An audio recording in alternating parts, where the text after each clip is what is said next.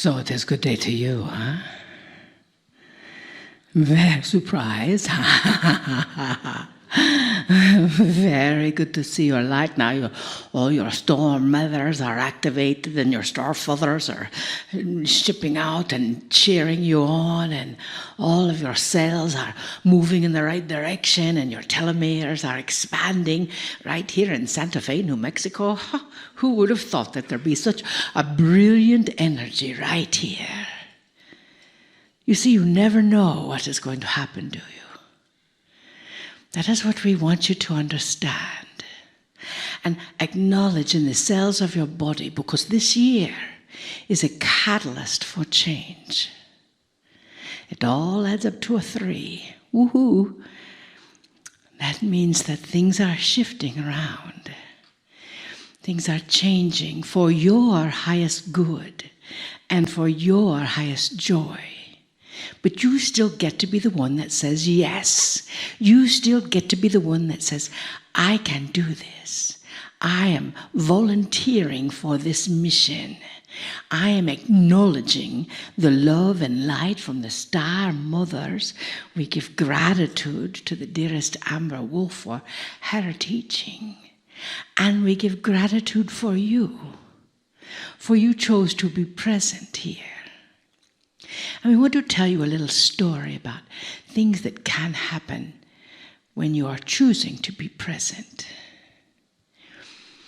We had someone mention this morning the elephants in Thailand. And we go to the elephants in Thailand every couple of years. And last time we were there, we witnessed something that we've never encountered before at an elephant rescue park. You know, elephants have a new part of their brain, have an old part of their brain that carries the wisdom of their ancestors. You know, you have that same part.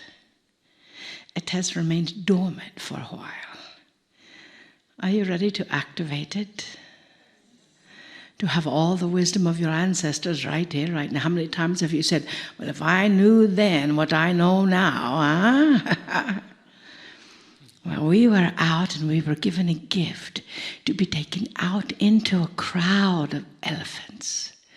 Something happens to you when you have baby elephants and the grandmother elephants all there together. And elephants are very big. And we were there, and one elephant recognized one of our people that we brought there.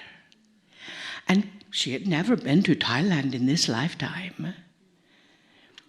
And this person, the elephant, came and explored all over her face, with his trunk all over her hair, in her ears, all over. Now, most people, when something that is so huge comes touching you with a very muddy trunk that smelled a bit like corn, because that was what they were eating, and watermelon, they would back away because they are very big.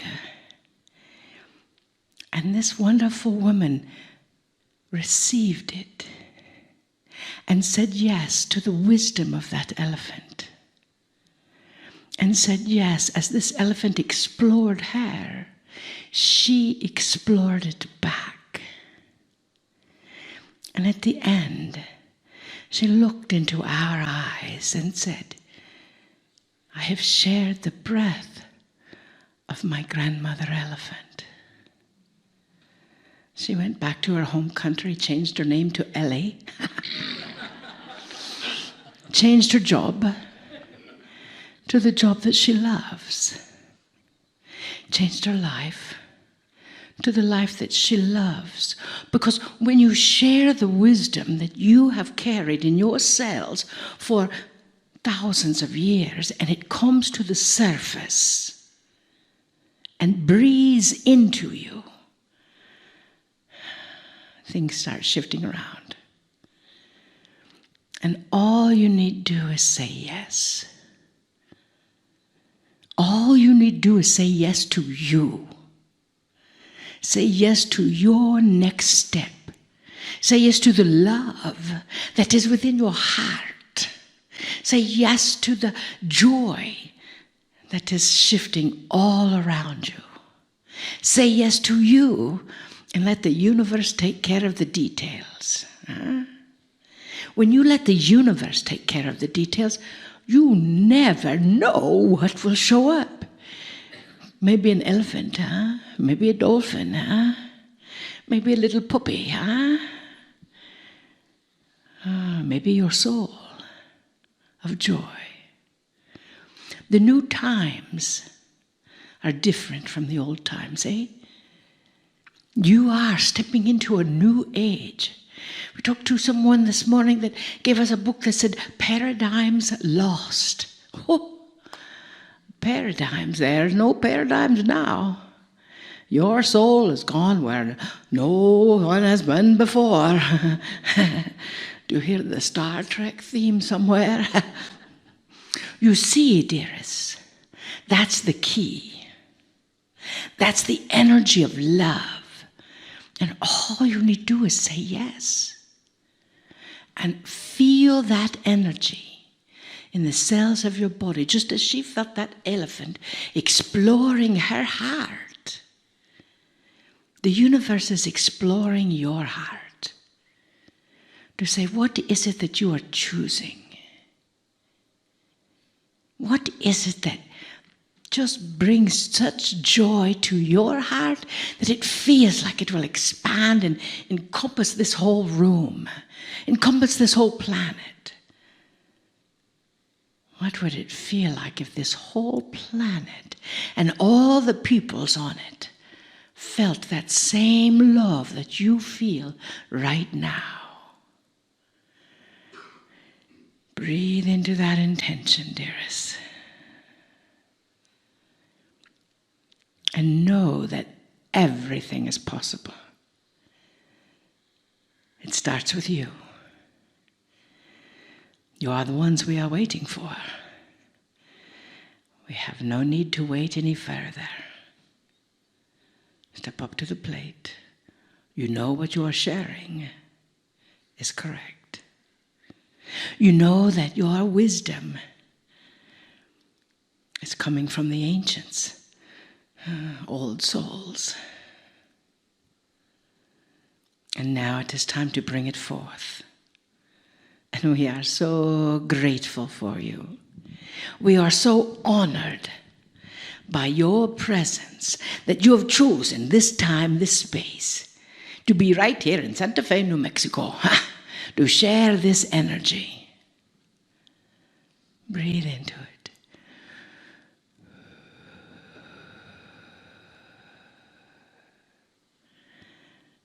We love you deeply. We see you. We see your heart. We see your soul. And we love you even more for it. We see the wisdom of you. And that excites us. We honor you for your courage. And we bid you namaste. Namaste. Greetings, dear ones. I'm Cryon of Magnetic Service. I wish to continue the theme of love.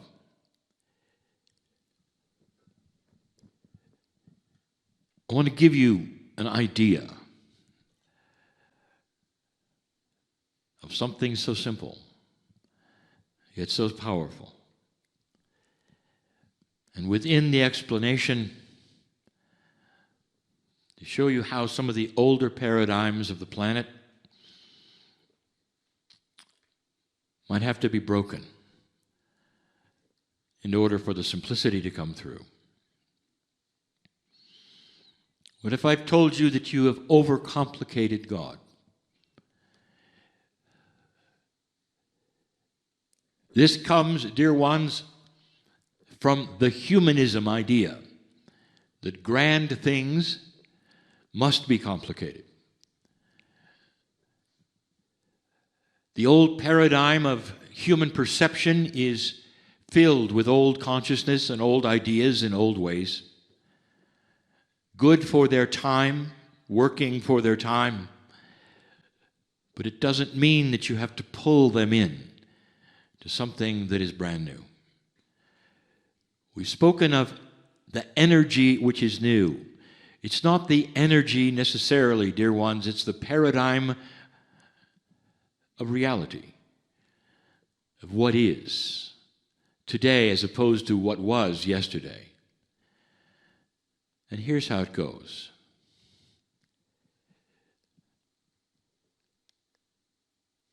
I've heard people say, Brian, we listen to you. We like what you have to say, and we're starting to apply some of it. However, we need to know something. What is your belief system? What are you teaching? And what I would say back to that is there is no system. And the human would say there must be. For when you look around the planet, all of those who believe in the creative source have some kind of structure. And in that structure, there are rules. And in the rules, therefore, are the right and wrong ways to do things that would then enhance the worship or the knowledge of the Creator. Crying, in that, where do you fit? What do we tell our friends when we say we want them to hear Cryon and they say, well, what are the rules? What's the system? I want to ask you something. What if, just for a moment, follow this idea that you could pretend for just a moment that your soul could stand before the Creator of all things, all by itself, and suddenly the eyes of God were on you, and you could ask the question to the creative source, what is your system? There would be a smile and an overwhelming feeling of caring and compassion when the creative source said, there is no system, there is only love. And if you came back to the planet, you would say, you know, there is only love from the creative source. And the humans would say, well, yes, that's correct, but you are not God. You have to have a system in order to make sense of that which you don't understand, which is God. And this is the difference, dear ones, between an old and a new energy. What if I told you there is no system? Love is not a system.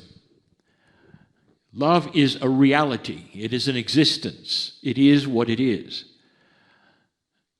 Love contains all of the attributes of everything you'd ever have to know or be or do in order to have the right kind of living and the right kind of life before God.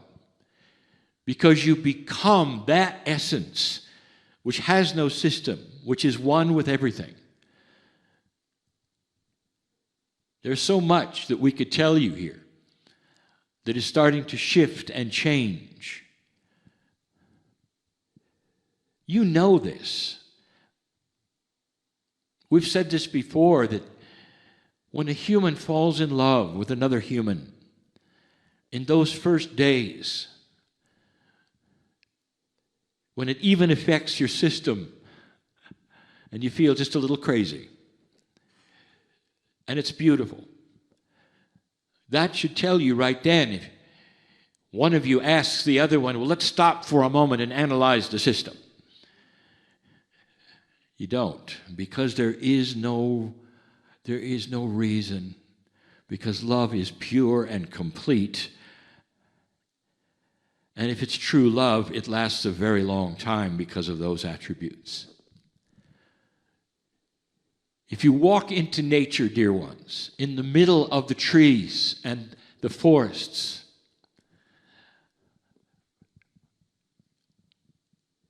and you said to the trees, what is the system of nature? The trees would smile at you and say, there is no system. And you would say, well, certainly there is. Look at all of the things that go into making you exist, and you've got to relate to it all. And the trees would say, you see, we relate to it because it's a relationship.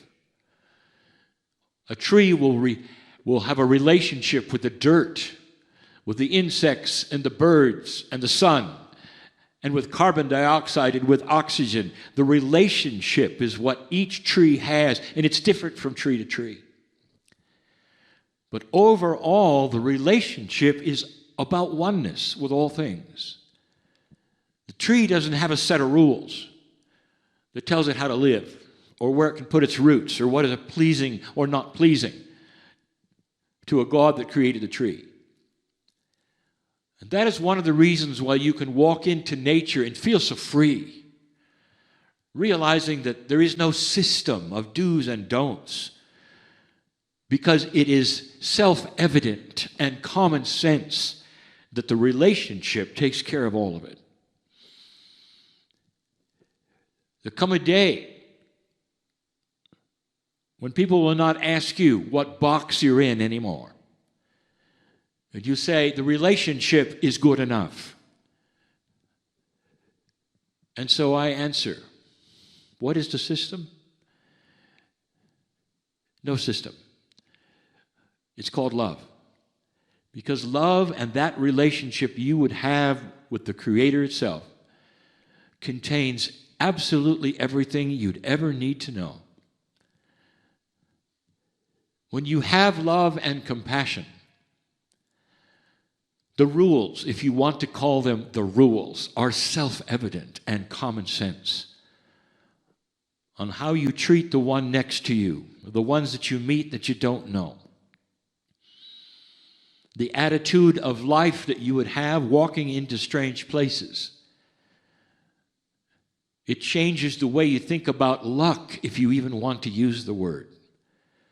It starts to make you understand that the relationship to the Creator is a design that you create as well. And where you walk, you create love. This is simpler, dear ones, than a set of rules that you have to adhere to. Do you really think that the Creator of the universe cares what you wear? And there are those who do. Because in an old energy, they have created human rules with human ideas and human perceptions, thinking that these are what God would have. And in a new energy on this planet that is starting to appear, all by itself because of what you've done, and this shift starts to become self-evident, more and more will turn away from a system, a belief, and instead intertwine themselves in the beautiful relationship of love. We have said so many times that the word love to you has so many meanings and it only goes so far, but I will say to you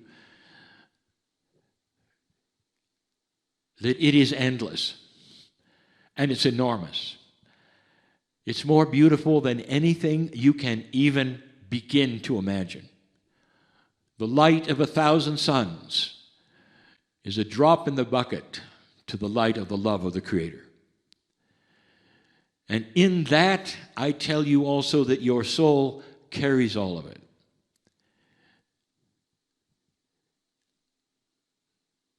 When the prophet Elijah walked into the field, he was going to ascend, and he knew that. And the ascension of Elijah is a metaphor for who humans are. Ascension meant that he was going to leave his corporal body, that body that he has, corporeal in nature, and it would vanish, and he would then become the soul that walks the earth, just like you.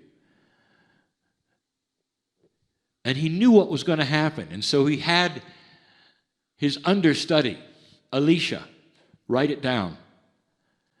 Don't miss a thing, he said. Tell everything you see. And Elisha saw so many metaphors and so many things written so carefully in Scripture. But the biggest thing he saw was this, that Elijah turned into the light of 1,000 suns. Too bright to look at, unbelievable to any human being that there could be a light that bright. That was Elisha's soul. And dear ones, it's just like yours. It is pure, without rules, without systems. Because love is self-evident in its compassion, and it tells the story through its intuition of how you would live and receive and give to every other human or living thing on the planet.